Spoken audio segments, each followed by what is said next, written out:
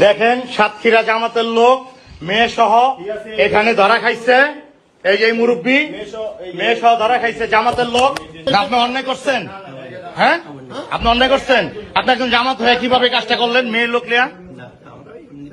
না এমনি না, আপনি একটা ঘরের ভিতরে।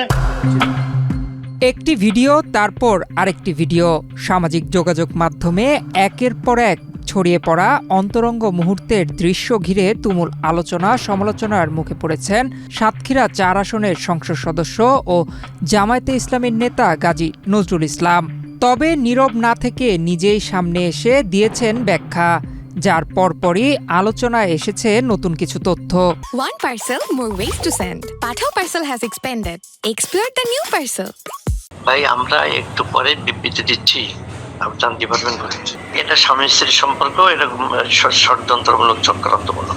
ফেসবুকে ছড়িয়ে পড়া অন্তরঙ্গ ভিডিওর নারীকে নিজের বৈধ দ্বিতীয় স্ত্রী মরিয়ম বেগম বলে দাবি করেছেন এই সংসদ সদস্য।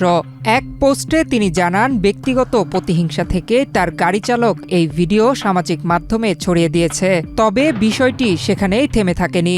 এর পরপরই ছড়িয়ে পড়ে আরও কয়েকটি ভিডিও এবং দ্বিতীয় স্ত্রী পরিচয়ে মরিয়ম বেগমের একটি বায়োডেটার ছবি, যা নিয়ে শুরু হয় নতুন জল্পনা কল্পনা।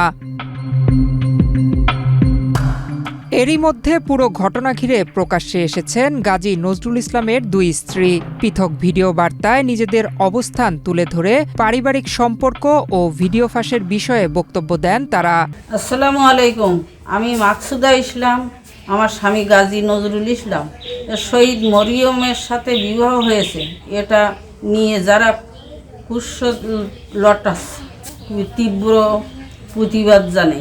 এর থেকে বিরত না থাকলে আমি আইনগত ব্যবস্থা নিতে বাধ্য হব।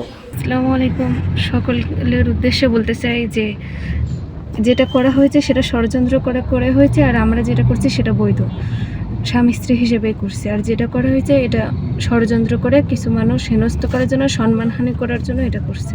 ব্যক্তিগত গোপনীয়তা ক্ষুণ্ণ এবং ভিডিও ফাঁসের নেপথ্যের কারণ নিয়ে নানা প্রশ্ন এখনও অস্পষ্ট। তবে বিষয়টি নিয়ে রাজনৈতিক অঙ্গন থেকে শুরু করে নেট দুনিয়ায় আলোচনা অব্যাহত রয়েছে।